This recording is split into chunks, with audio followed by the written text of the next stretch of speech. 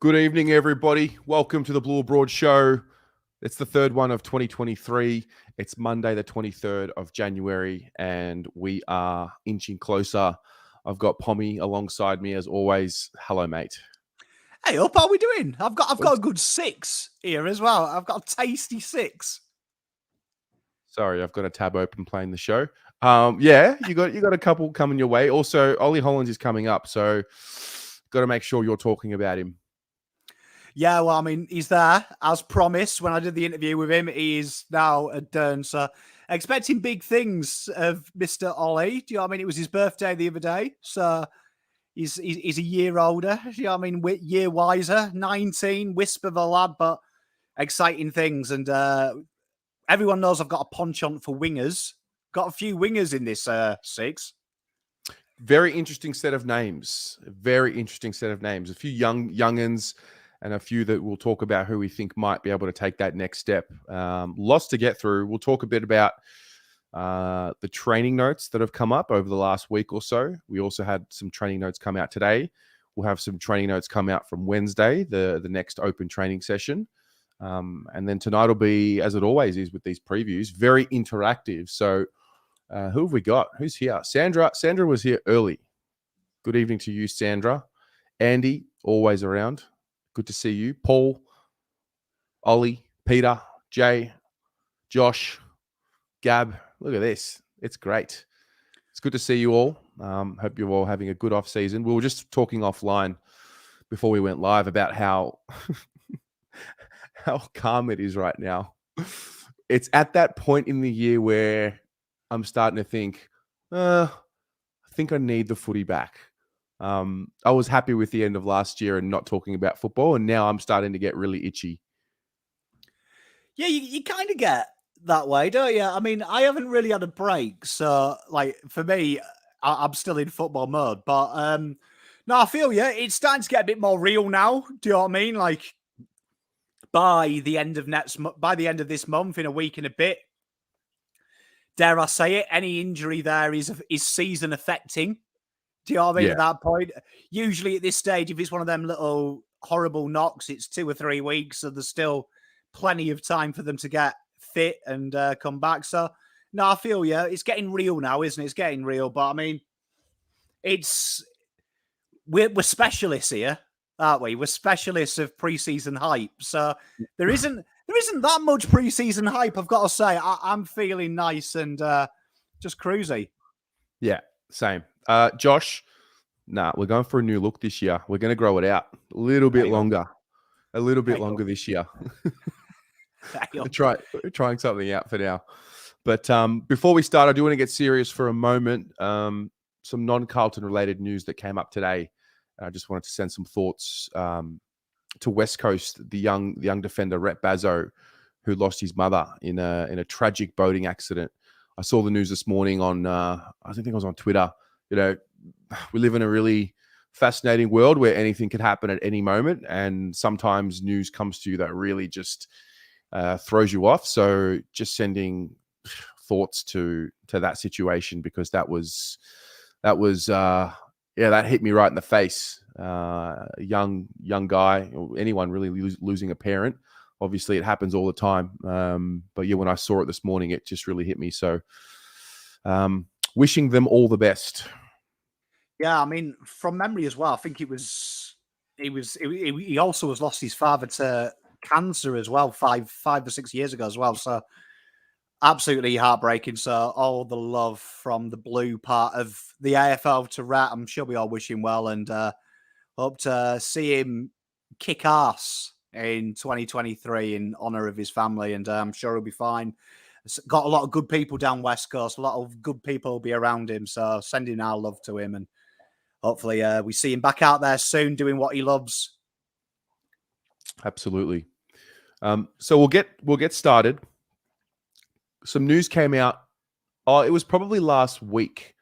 Jacob Wiedering was on the Summer Sessions podcast, and he started alluding to a few interesting things. And he was talking about the defensive group, who's looking good. And he started talking about the midfield group, and he made mention twice about Sam Docherty playing in the midfield. And I remember listening to it thinking, oh, okay, maybe this is just a throwaway comment. I was going to do a video on it. I'm like, oh, let's just wait until we get some more confirmation and some more evidence. But David King was at training today, and he was granted access to go there and give us all the information. It looks like Sam Docherty is going to be a midfielder this year. So that's some interesting news. What did you make of that? Well, I think it was obvious, wasn't it? I mean, you saw Voss thrust him the last couple of games of the year in there. Good running numbers, good aerobic capacity. I'd say Voss would like him as well because he's very direct as well. He doesn't piss about with the football, which Carlton were they won the piss about award in the last 4 rounds with the footy. So Doc isn't like that. I think he gives them some little drive by foot and penetration. So I'm looking forward to it because he's no nonsense. And what was weird about Doc is the second half of the year, he felt like a very big calamity down the back. He seemed to turn it over at will. But then when he went on the ball, you saw he felt like the calmer head. So I really like that move. And it's going to be interesting because I think the rotations is where we die in the midfield. Looks like we've suddenly got a lot of rotation. So I'm expecting heavily rotated midfield next year, which gives us some bit of dynamicness. We don't have that. I don't think the D word is used about Carlton. So I'm looking forward to seeing Mr. Doc there in the guts. Yeah, we're going to touch on him a little bit more once we get to his number tonight.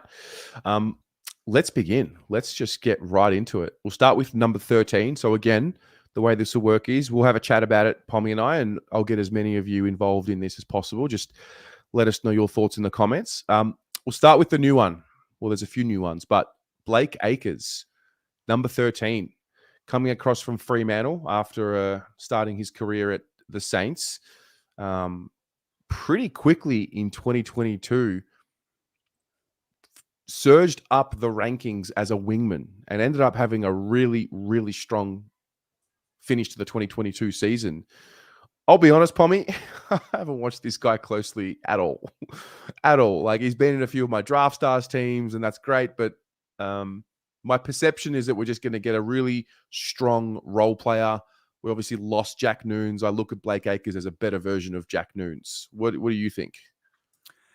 Interesting one, isn't it? Because he was kind of like the State Knives. Do you know what I mean? When he went to Freo, Freo weren't really excited about it. He was a backman. Do you know what I mean? In that, I'd say very almost like a Kmart. Sam Docherty was the plan. Never set the world light at St Kilda. Freo fans hated it as well. They hated it. They were like, who's this melt? And the story from Fremantle goes is they said that the only way you get into this side is you're a wingman. He was horrific in the preseason, suddenly found a bit of form, never looked back. And he's Magnolia paint. I know that doesn't sound exciting. I'm not going to big this guy up. He's the best wingman in the league. But he's very consistent. He's that Camden McIntosh for Richmond. Do you know what I mean? You probably don't notice him when he plays, but he's in everything. He works incredibly hard. Probably an improvement somewhere on Jack Noons as well. Do you know what I mean? Because Jack Noons was more of a 5 out of 10. This guy's probably a 6.57. And he's got a real good baseline. I think this is what we talked about last year. The problem with Carlton players on the whole is they can have 2-3 games where they turn a game. But the problem is the next 7 games are absolutely bash. Do you know what I mean? The horriblest things you've ever seen. So, but this guy here is capable of his 30-touch games. He did it against the Eagles, back end of the season. His last 3 games of the year were phenomenal. Even that Collingwood game where they were getting absolutely trounced, 20 points. He stood out because he is incredibly hard-working defensively. Yeah. And you can see that's where Carlton fell off. O'Brien is kind of in between. Is he offensive? He's not really defensive. Cottrell is all offensive. The good winging pairs, you look at Jordan and Langdon, they were ranked number 1 last year in the IFL. Steele side bottom Dacos, Collingwood, they were top 3. One's defensive, one's aggressive, which then allows one of the halfbacks to overlap the defensive guy. He does play Sard's side, and then the other guy can be aggressive there. So I really like this one. This guy here, I'd say, would be one of the first five magnets picked for round 1. This guy's sewn away one of the wing spots. No if, buts, or maybes. This guy's locked in. You're going to see this guy every game till the bye, barring injury. Yeah. Well, I mean, he's got some handy experience in finals football as well. And I remember specifically the Collingwood game, the semi-final that the Dockers lost to Collingwood. And I remember, I think the rumors had started quite some time before that, that he would be a target of ours. And my perception of what I saw, I probably watched him closely for about, say, 4 or 5 games to the back end of the year. My perception of him was, yeah, super hardworking, but he's tough. He is a tough footballer. And I also recall going to not the latest open training, the one before that, and just looking at him. Like he's a thick boy. He's a man. Like he's not a boy. He's a man. I'm not expecting him to light the world on fire.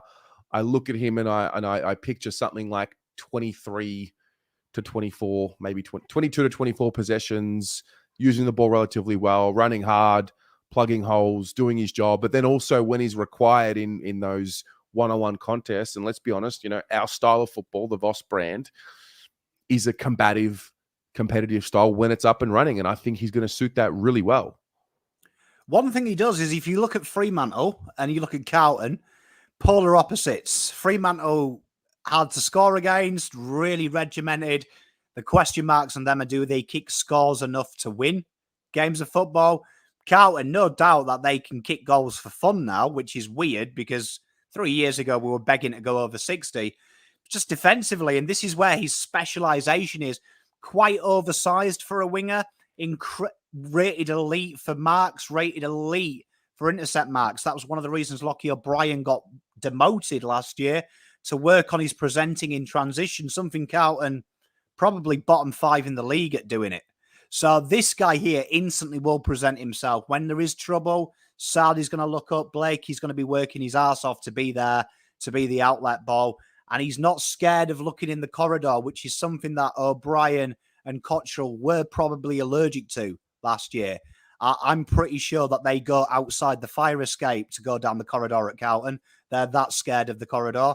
He does it. He goes straight through that as well. He's not scared of hitting a player inside and taking that risky kick because he backs himself to get back behind the ball should it be turned over. So hard running, what you see is what you get. There won't be many people with this shirt number.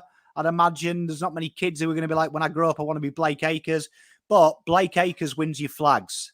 There's always 4 or 5 Blake Acres on a list. So for every Dustin Martin, there's 5 Camden McIntoshes.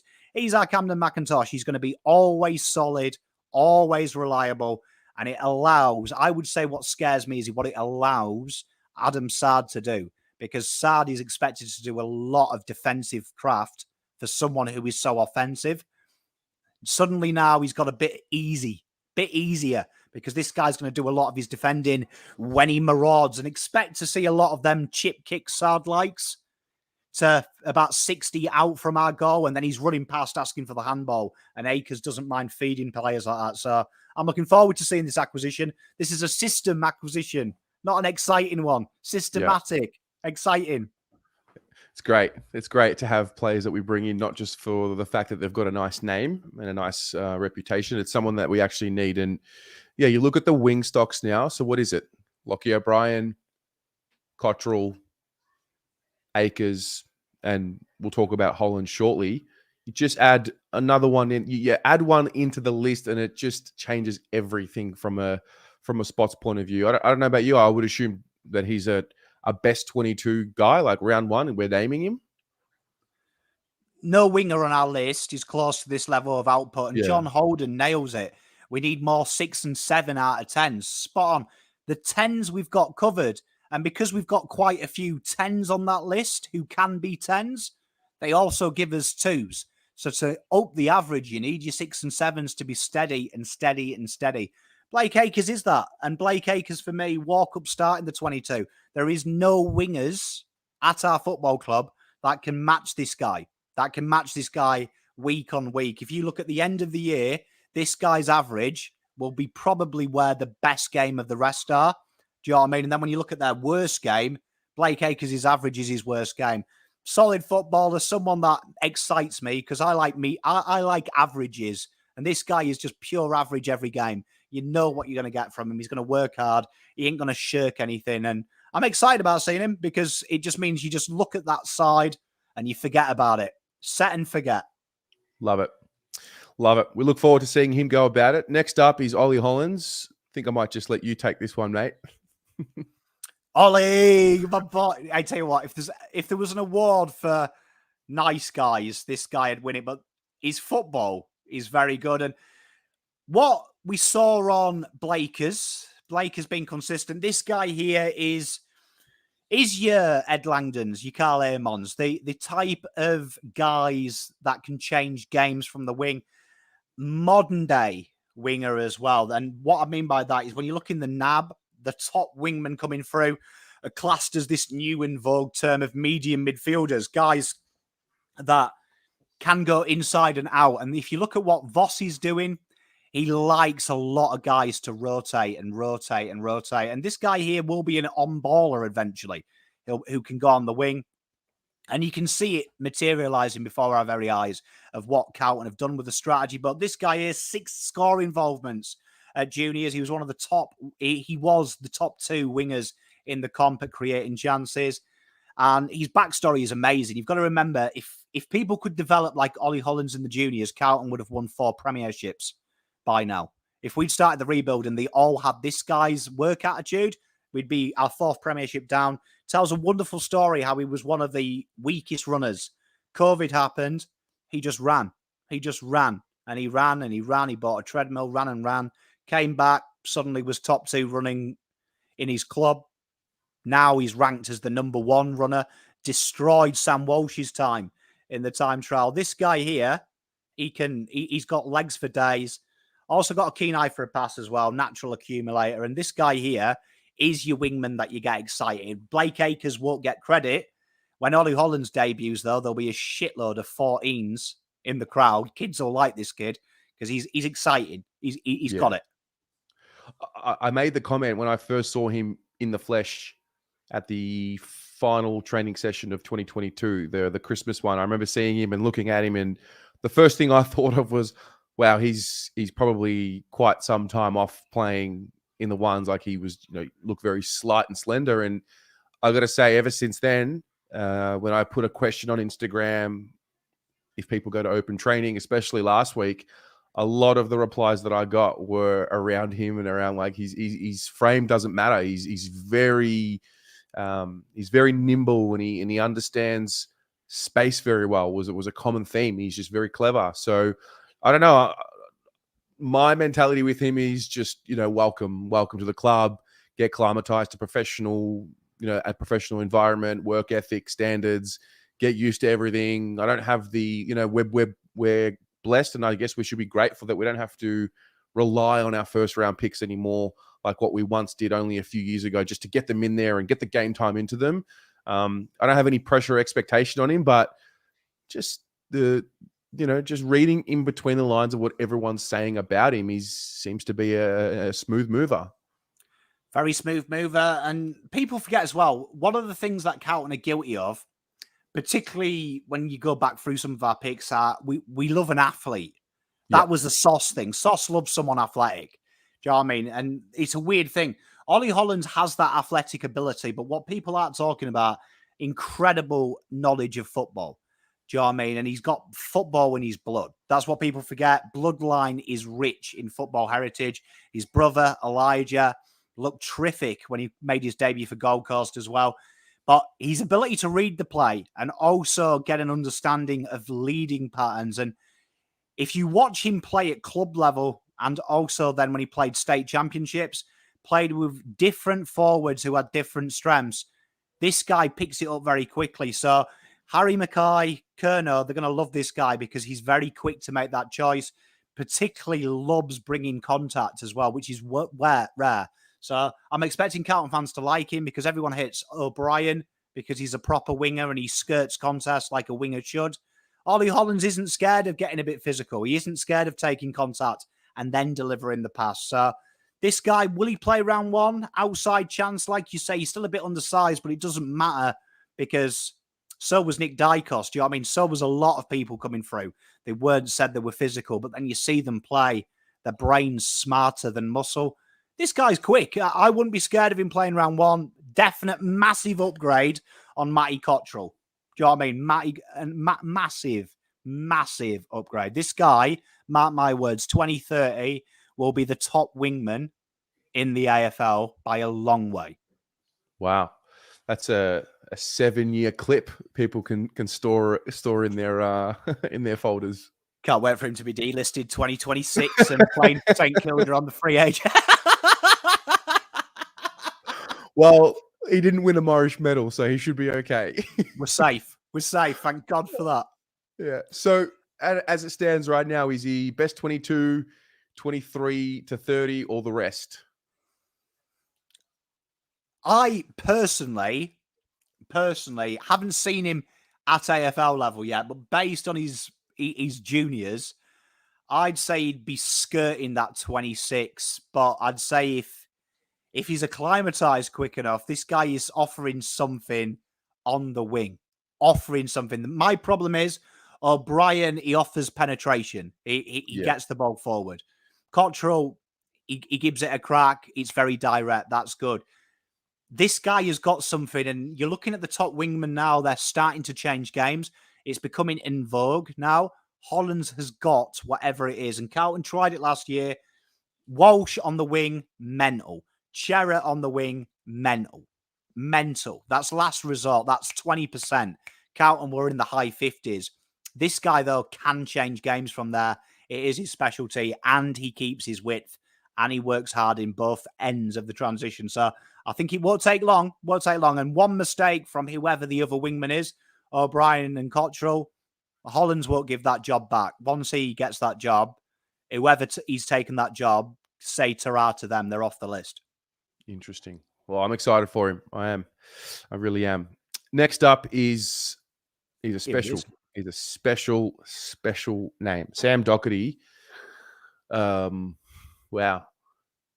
Did it so easily, it looked last year. It was arguably the story of the year in the AFL. The return to footy properly for him after the second bout of cancer, to play every single game, to play at a high level, career highs in a lot of statistical areas. If you look at these stats last year, they're not dissimilar to what he did in 2017 when he was an All-Australian, and we won, I think, 6 or 7 games that year. A remarkable person to have in any environment.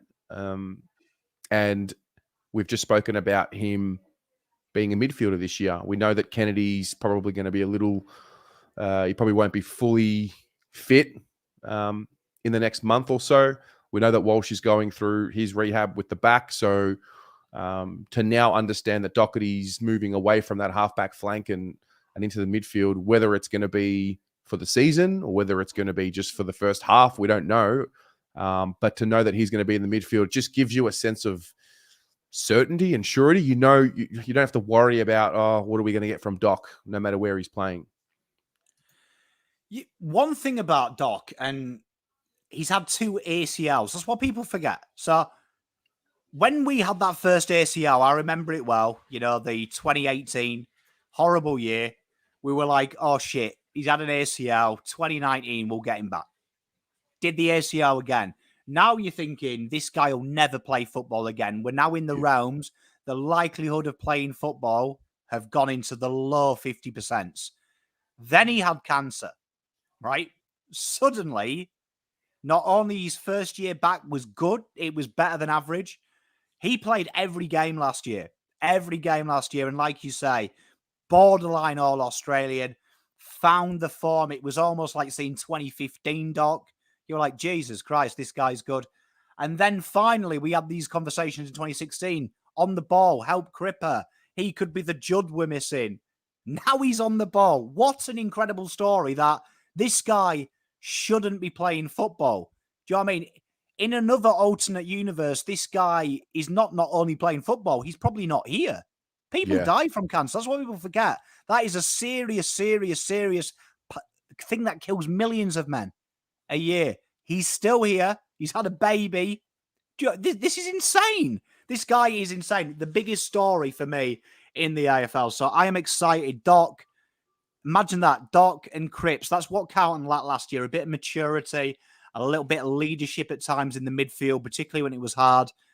One thing you can never question Doc is I think Cripps is verbal. But Doc, for some reason, how could you not make a tackle round 23 when Doc is on the ball with you? How could you look him in the eye and be like, oh, that tackle's a bit too hard? Tell you what, if Doc's next to me, I'm chasing down Usain Bolt. Yeah. I just want to run through his year last year, just again. So we all know the story, and we all, you go on the AFL website and they categorize things as average, above average, an elite. These are what he did last year, and I know that at times, he obviously turned the ball over. There's a bit of a narrative around that, but just have a listen to this. So 28 and a half disposals a game ranks elite. 9 handballs a game elite, 3.5 tackles elite, 19 kicks elite, 7 marks elite, 510 meters gained per game elite. It's remarkable. And this is really now, when we're talking about him being a midfielder, if you cast your mind back to after his All-Australian year in 2017, that was the move. That was the preseason move because Gibbs was leaving. Doc was going into the midfield, and it was very exciting because he's a great player. He's a really great player. So now we get to sort of come back full circle, and we're going to do it again, Doc in the midfield. So from that point of view, I don't know if there's a symbol to it, but this was always the fate for him. This was always the story for him. He was always meant to eventually go into the midfield. So I just think he's going to add more. I mean, we talk about like Jack Silvani. Wherever Jack is, there seems to be a greater energy with intensity and tackle pressure and all of that. I think Doc is not so different at all.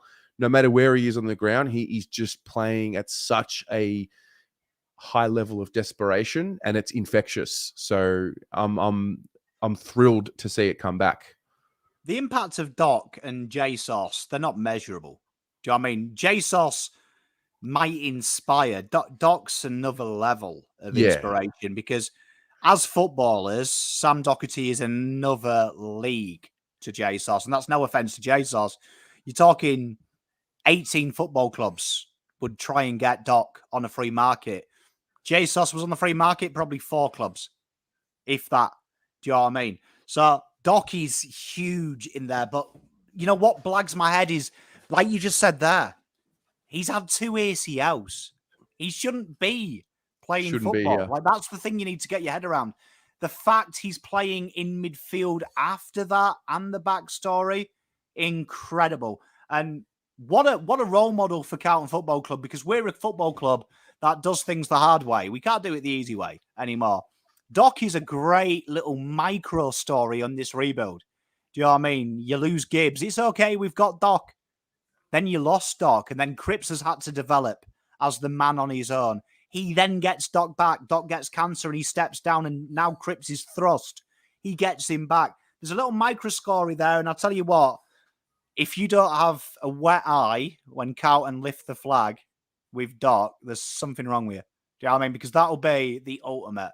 The ultimate. And I've got a sneaky feeling Pom predicts he'll only ever win 1 flag. When Doc wins the flag, guarantee he retires that night. Okay. Interesting. That'll be the end, because there's nothing else left for him. What's the point? Go and enjoy your lovely baby. Wonderful story, and you'll be forever have a job at Carlton Football Club. Yes, indeed. Uga with the $80. Doc was superb last year. Thank you very much, my man. What have we got? Giuseppe says Doc is our Superman. JS says if Doc was a soldier, he'd earn the Vic Cross at least once. It's a great call. It's a great call. And you see what he brings. Like, it's not just that. Also, I know that there's a lot about the turnovers, and the weird thing about Doc, right? And Doc's got something wrong with him. His unforced turnovers. The weird thing is with Doc, when pressure comes on, he hits targets. It's a weird thing. It's like he almost suffers from too much time. And that's when the mistakes happen. But when you saw it on the ball, it was the directness. And that is huge for Kerner. Kerner would have loved them last 2 games where Doc didn't mess about with it, just rammed his boot on it and gave Kerner a fighting chance. Because at times, Carlton were very slow. And that's why I think Vossel enjoyed that. And you look at the Brisbane era, they always had that guy that would just get it out. Do you know what I mean? In the end of the day, sometimes you can't be too cute, and Doc understands that. So I like it. I think we'd all feel safer seeing Doc line up for 50, 60% of the bounces. Guarantee Cripper does. And for me, one of the most important players, I know Walsh gets that tag. I genuinely don't believe that. I would say from a system point of view, numero uno would be George Hewitt. Proof being every player plays better when George Hewitt is, particularly our captain. Sam Docherty, though, would be up there. Case in point, he played every game, and there was probably a plan to rest him at some stage, I would have imagined. So for me, Doc, how good was round one? I mean, we all remember it, don't we? That kick. One of the most underrated moments of the last decade. And this was coming, I remember doing all the preseason stuff last year and looking back, and all we really had was like the win against Geelong 2020, the Doggies wins 2019, 2020, the 2017 1-point win against the Giants. It was all the same old footage, just old highlights that we were hanging on to because we just literally had like barely anything. Whereas last year, starting with round one and starting with Doc's goal, there were so many moments which I'm sure for a lot of the younger audience who are watching now latch onto. Some of the older audience have already seen premiership or premierships. But Doc really gave us something that I don't think any of us will ever forget round one last year. Mate, an inspirational story, not just to him, not just the club, but also to us. Do you know what I mean? That if he'd retired after the cancer diagnosis, no one would have complained. No one would have complained. And I'd imagine you look at the situation he's now, having a baby. That's a big thing. Do you know what I mean? So honestly, I think Carlton, people talk about, oh, you've got intelligent people. And that does my head in. Like when people say, oh, Wheatering's well-spoken, Walsh is well-spoken. That doesn't inspire you, though. No. Do you know what I mean? Look at history. World War I. Loads of posh people were in charge. It was proven it didn't inspire people. What does inspire people is people with a story to tell. People who can say, you know what, I've been there and faced it. And Sam Docherty's got that. And you look at how he plays the game as well. Do you know what I mean? He didn't miss a beat. Inspiring for them young players. And you know what? He's going to be a big part of it. Wherever we end up, Doc is going to be probably the largest part of what we're about. And I would say he is the heart and soul. Not Sam, not J Sauce, not Sam Walsh. Doc is the heart and soul of this football club. I'm curious. I feel like it just eases the tension that was building in the back line. What I mean by that is it just seemed like, I remember at times, now Zach Williams missed a lot of the season, but when he was in there, it just seemed like there was just one too many of the same. And Doc going into the midfield, I just feel like will free up a Zach Williams to maybe push up a little bit further from the back pocket to the flank. I feel like it'll free up side a little bit more. Like we know McGovern's there and he's fit and healthy right now. Marchbank seems to be fit and healthy right now. You can't not play Lewis Young. You can't not play Jacob Wiedering. It just seemed like to me there was just too many. And now you move one up the field. I'm just curious, what's your take on that, on the defense? And then also when you get Walsh and Kennedy back, then what? I think the top teams have a floater, don't they? Adelaide, when they're playing really good football, Rory Laird turns up anywhere. Do you know what I mean? You saw last year Tom Stewart at Geelong suddenly started playing as midfield. Very similar numbers to our Doc there as well. Having that guy that can just change the game. I think you're right. I think the problem with Carlton is rotation, and we become one-dimensional because of the personnel. And particularly last year, there was that glory patch in the end of our 8-2, where Sydney, massive rotation. We looked like a different team every stoppage. Towards the end, though, it became, you knew what the pattern was, and so did the opposition. Yeah. Doc allows that change. If Carlton do need to go a bit direct, get him on the ball. He also played a little bit on the wing. If Carlton, again, get a bit stagnant, a bit slow there, get Doc there. Down the back, they start messing about with it, get him there. I wouldn't be surprised to see Zach Williams. Saad played a little bit of wing time as well last year. He managed to get into the 8% for the season because of his last 3 rounds. So I reckon you're going to see heavy rotation. I think the Carlton you saw last year is nothing like the Carlton you'll see this year. And I think Doc, he will be moved from pillar to post, constantly chopped in. He's going to be that little hitman, that little go-to, break glass. A bit like Gibbs was when, I know we were rubbish, but Gibbs used to do that. Suddenly he was back pocket. Suddenly he was half back. Suddenly he was half forward. Now he's on the ball. I reckon Doc's going to take that role, and I'm looking forward to it. I'm looking forward to it next year. Yeah, that's interesting. Next up is young Jack Carroll, who played 5 games last year. He started pretty well. He came in against North Melbourne around 7, had the 19 disposals, nice little goal to start his career with the club. Played a really good game against the Crows the week after as well. That was the win. Tailed off a little bit after that. I don't think many of us had too many expectations of him last year. I think, if anything, he probably exceeded. It's good to see him get some games. He's one I remember this time last year noting a significant increase in his size. And even again this year, it's the same thing. Like, he's really doing something away from the club to put on some more size and some more strength. Palmer, you were pretty big on him when we drafted him. I remember the live stream that year, and you were saying, I actually still remember it. I remember you saying, don't even think about him next year, lock him away. But in 3 to 4 years' time, this kid is going to come and lock himself into a best 22 spot. So is it this year? Is it next year? What do you think? I think it's probably this year. I think last year he'll be disappointed in himself that he got so close to breaking in, kind of tailed off. You saw he tailed off. It's hard. People forget the step up from VFL to AFL. Incredibly hard. And some players booked the trend. Jesse Motlop, I remember we were calling for him to come into the team, and people were like, oh, he's shit. He only kicks 1 goal. Looks a lot better in AFL. Genuinely speaking, you will find average VFL footballers are good AFL players. Good VFL players, garbage in the VFL. And one thing that Carroll impresses me in the VFL is it's all application. He isn't thinking about cheating the system and getting 40 touches. He could do that if he wanted to. You can see he's working on his craft, and he's becoming the Instagram model at Carroll, isn't he, in the preseason? I tell you what, like, he needs to get a Bonds contract. He'll flop them out, because I tell you what, the amount of shirtless pictures of Jack Carroll that take up my timeline is impressive. But this guy here, he will be looking at the out of contract players this year. He will be and going, you know what? I've got them here. And you look at some of the players that play his role.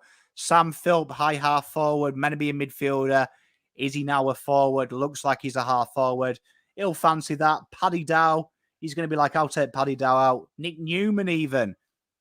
With players moving around, he may looking at it and thinking, I've solidified my role. If I can get 8 games, 10 games, my career is here. Fogg's out of contract, Kerner. Big thing for Carroll. Big thing for Carroll. And I've got a feeling that, you know what, people are sleeping on this guy, because I reckon learning from Cripps, learning from Doc, this guy here can be something special. And I loved his role in the VFL, was playing the George Hewitt role, which is incredibly important, knowing George Hewitt has serial back issues. That was an issue at Sydney. This guy here could be more important than a lot of us give us credit for, because he loves playing that standoffish role, getting a bit physical, but also sitting back and distributing the ball. And Dow's numbers are probably 90% this guy, because this guy does a lot of the hard work. Yeah, I remember watching Jack Carroll in the practice match against St Kilda last year and thinking instantly, well, I'd probably now have him ahead of Dow. And let's be honest, 2023, as much as we all pray for good health, and we all do, and we always will, there's going to come a patch of time at some point in the year where it's challenging, whether it's 6-day breaks and we manage players. We've got quite a few players on this list who we just know have a history with injury. Maybe we change up the way that we get them through a season. You know, we give them a break. The bye doesn't come until, I think it's around, it's not round 11 like last year. It's a little later for us, our first bye. So there's going to come a point in time, a patch of whether it's 4, 5, 6 games where you're going to have to dip into the rest of the list. I think Jack Carroll's put himself into that 23 to 30 mix, who, you know, are the next 2 or 3 layers of players on the list that you want to bring in and give them a game. And whatever patch of game time that is will ultimately determine whether he stays in the side longer this year or not. I'm excited for when his moment comes. I don't think it's going to be round one, but I know it's going to come, and I'm really excited to see what he's going to do. I think in an ideal world, I think that's probably something that Voss is looking at. He's trying to keep these players peaking at the right time. And yeah, I think if he had his time again, he probably wouldn't have wanted them to peak so early. But the big thing I will always say about last year is Carlton needed wins. yeah, They'd forgotten what it was to feel like to be 8-2. Do you know what I mean? And for many of us, that was our first experience of being good. Do you know what I mean? As tragic as that is, 8-2, that was the first time we've experienced something like that. A lot of us weren't here in 1995, in the 70s and the 80s. All we've known is beating Essendon, round 14 is highlights. So I think Voss would want that kind of like steady build, like Geelong did, steady build. And you see it most years, someone goes on a run. Melbourne went on that run. What was it, 13-0 this year? Proper peak too early. Collingwood had them 11 games in a row. They lost it because that momentum has to end. Jack Carroll's going to be a big part of that. And honestly, people forget about Jack Carroll. But this guy, I saw him as a junior, a year younger than most. So technically, he's last year's draft class, if you get your head around that. Yeah. Look at the size of him compared to a second-year player. He's huge. He's got the body, incredible football smarts, and he's very George Hewitt-esque in the terms of he does the simple things incredibly well. He won't be rushed as well. That is a thing that people forget. His clearances were the same as Dow, with less inside time at AFL level. 50% less, more clear. He had the same clearances. So he's very clever in tight. So this is someone that I'm looking at next year. And I think the moving forward with George Hewitt, he won't play 23, 24 games. I think they've got to rotate it. I think that's going to be the wise thing for Carlton. There is a lot of players on this list that, let's be honest, will never be 20-game players. So that's where that depth is. And that's where Carroll comes in. Can he get in there, but then not get out? And I wouldn't be surprised because he was one of them names, wasn't he? Him, Sam Philp were named as like guys that Voss was blown away by. And then Philp, got injured. Carroll had that little knock. They were talked about round one chances. Philp never got his chance. Carroll did. I wouldn't be surprised, because Vossi knows inside mids. Let's remember that. He's one of the best ever to play it. So he's got a good crop around him, and I'm expecting big things. He's a very good little footballer, Kaz. He is. No, I'm excited for him.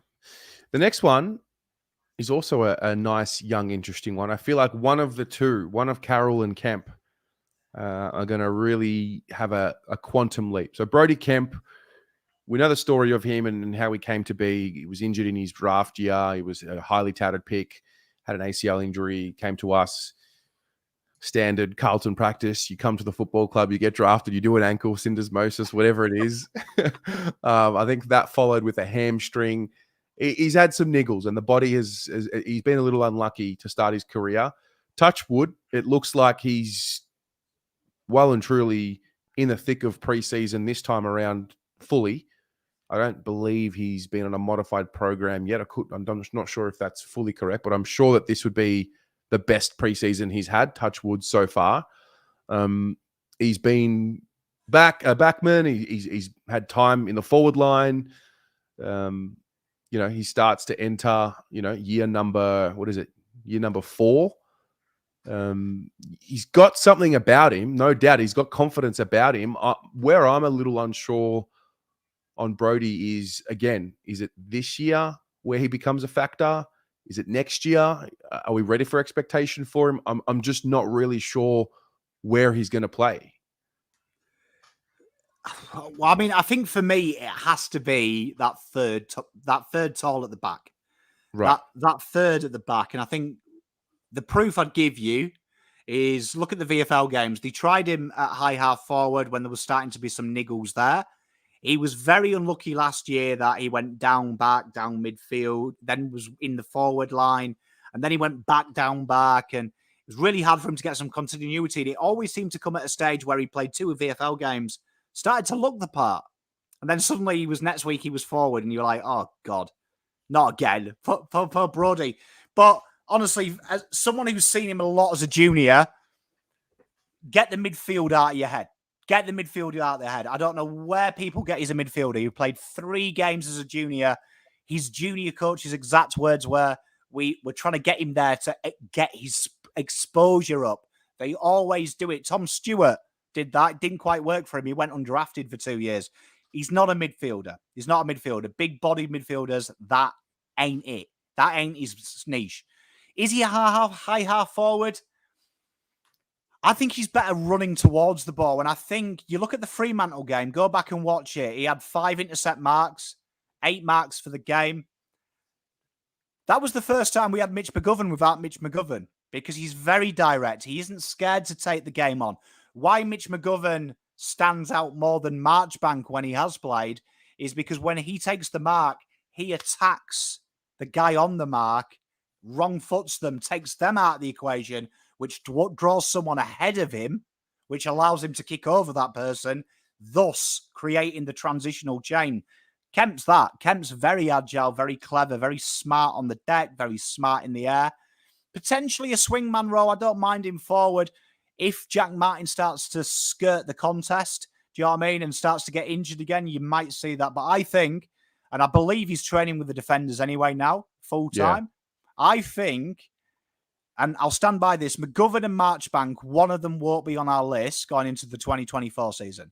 One of them won't, right? And that is because one of them inevitably will get injured, right? Neither of them have played a full season for a long, long time. So that's going to be a part of it. Kemp here, tell you what, I wouldn't be surprised to see Kemp break in. And if Kemp does break in, creates a very interesting selection problem at Carlton. But I think this is a guy that watches VFL form, because he just needs that continuity down at the back. That was the problem last year.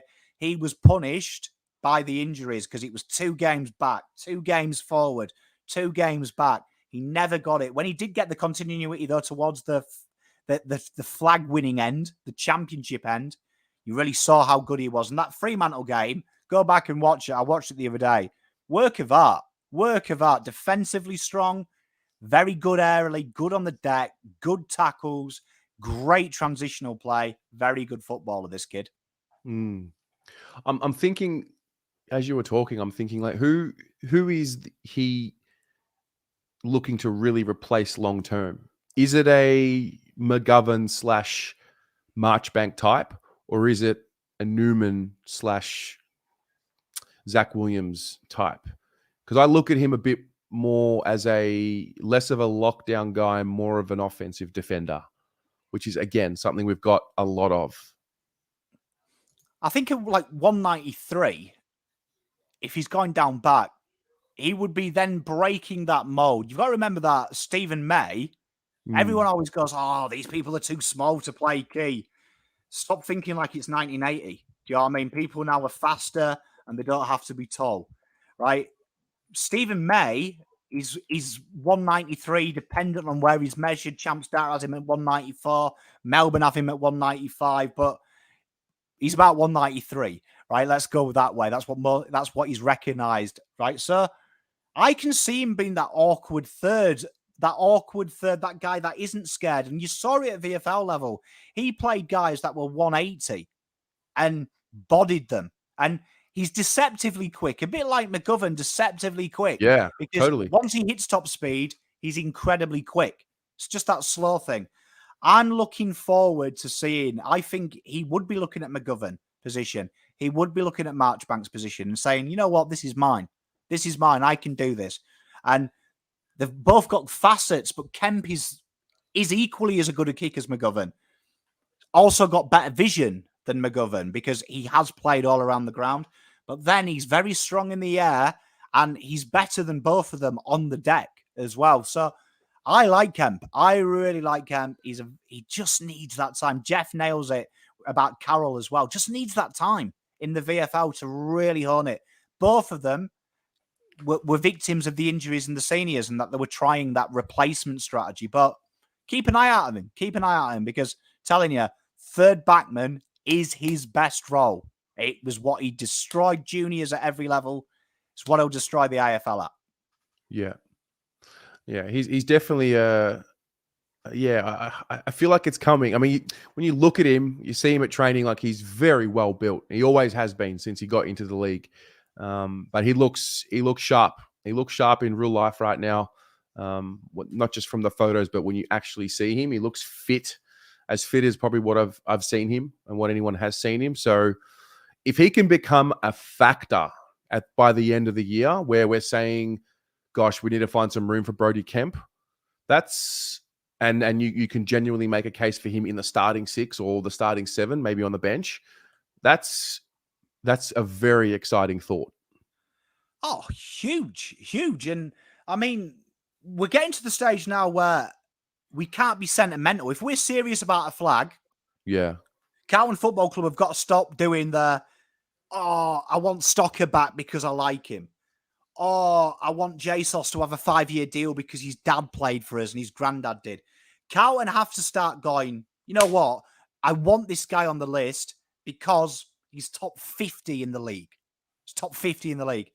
Kemp is that top 50. So is Marchbank and McGovern.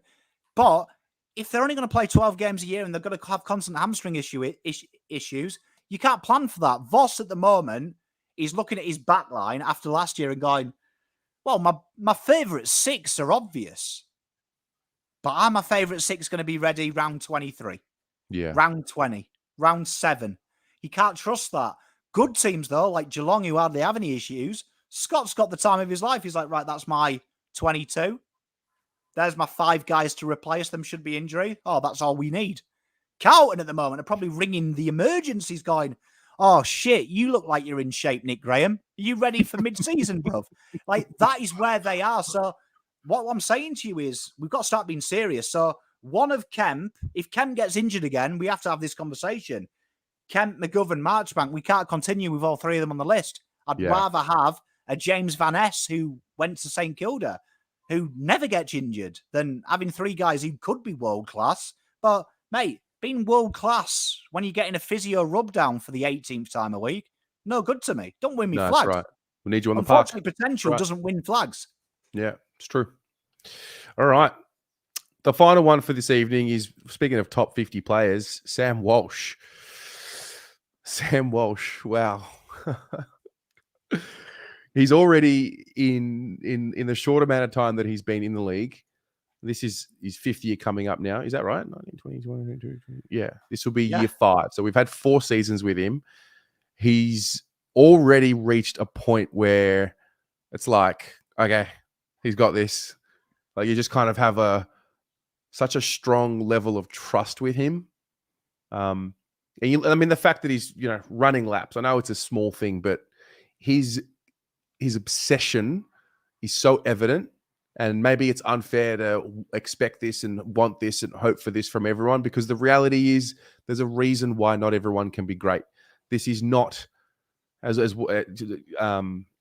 contrary to what people may believe. Like, the world is not all equal. There are people that just work harder than others, and they focus harder than others, and they obsess harder than others, and they commit themselves more than other people. And Walsh is one of them. And the fact that he's just, I don't know, running around and pushing himself, like, he is a real obsessive competitor. And it's just great to have him on, at the club. Like, he's obviously hurt his back. He's had the surgery. I'm now at a point with him now. I think I lost the point of, hang on a minute, it's Sam Walsh. So, no matter what, every single thing will be done at such a high level by him alone, with the application that he puts into his craft to get back. And, when he's back, he's back. Is it going to be after the bye? Is it going to be round 6? Is it going to be round 2? I don't know. But all I know is that the way this guy works, like, what are you going to question?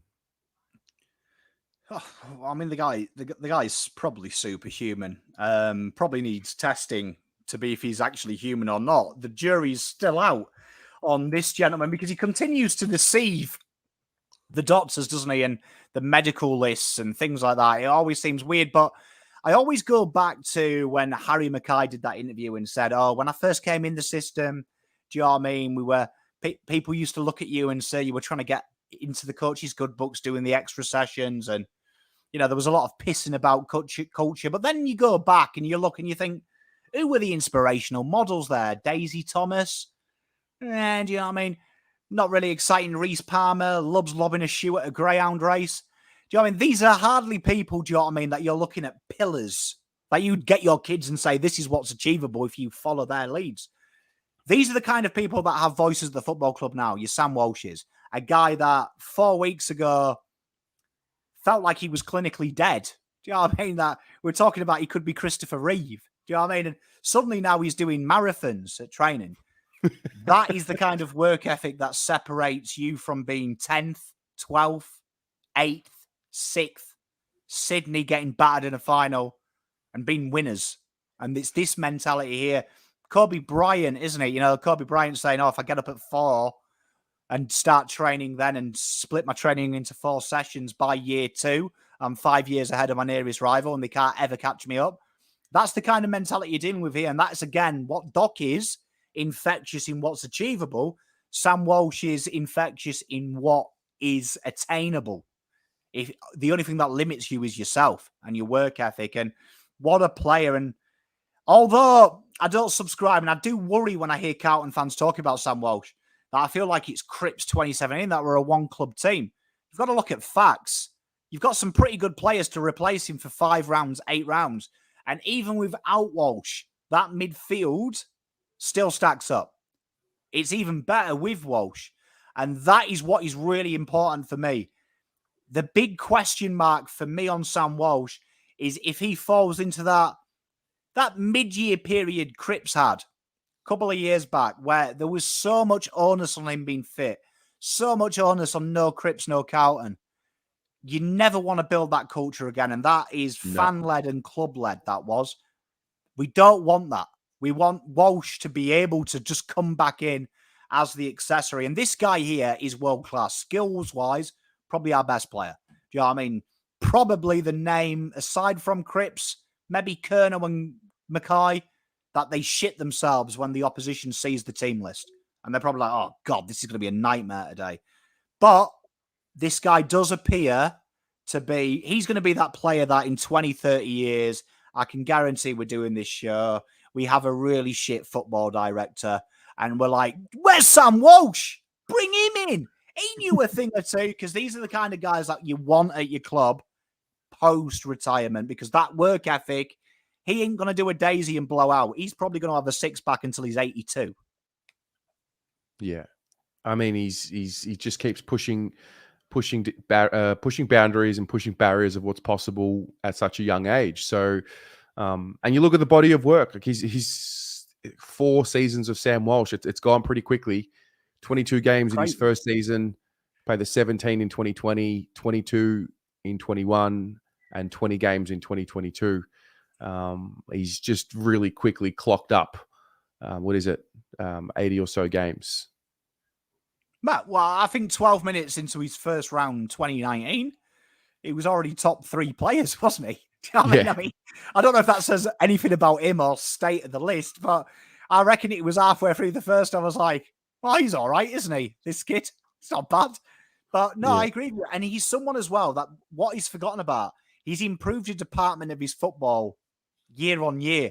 There's always a change in Sam Walsh. He's not like some of the others who they get bigger. He's actually actively got better of his craft. And I think the big thing for Sam Walsh is last year will probably, if you spoke to him, I'm sure he'd be disappointed, because with how injuries occurred, we didn't get to see him at that high half forward, which the back end of the year before and the start of the year when he came back really looked exciting, because that was the question mark.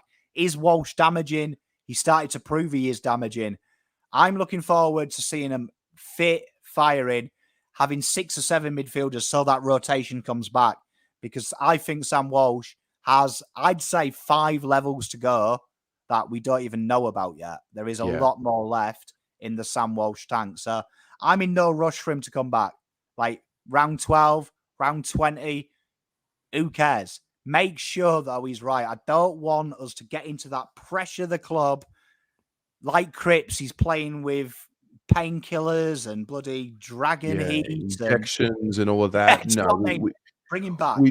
Yeah, we don't need that. And I mean, it's easy for us to say all of this, and I guess it would be a lot harder to look Sam Walsh in the eye and tell him no when he's clearly just able to push himself. But yeah, I think you hit the nail on the head. You know, we don't have the same pressure that we did, say, with Cripps a few seasons back, where it was like, you know, Walsh was still a very good player back then, but still very early in his career, and you know, Cripps almost, you know, felt the responsibility to be out there, which overcame the reality that maybe a rest would have been good for him. So yeah, I'm with you. I'm with you. Let the professionals do their job, you know, from our point of view, and I'm sure the club would feel the same. Let's just make sure that when he's back, we don't have to worry about, you know, 3 weeks after he returns, he has to be managed. Now, let's just get him back to full fitness and go from there. I mean, having said that, can you really ever plan for that? It's such a brutal game. The opposition will come and target him and you know, specifically hit him in the back and try and hurt him. That's just the way it goes. But no, he's I think he'll be fine, Walshy. I've got a lot of faith in what he's able to do. I'd be disappointed in AFL as a competition if they don't test that back out. Do you Yeah. know what I mean? I'd be a hypocrite to go, oh, they better lay off Walshy when every week we have a preview. And I'm like, oh, Taylor Adams is sporting a bit of a hammy. Hope someone knees him in it. You know what I mean? So, no, I agree with you. But for me, Walsh is so important to what we need. But you've got to look at Cowan's midfield. Kennedy, Hewitt, Cripps, Shearer. Do you know what I mean? Just stopping there, pretty good midfield quartet. Adding Doc.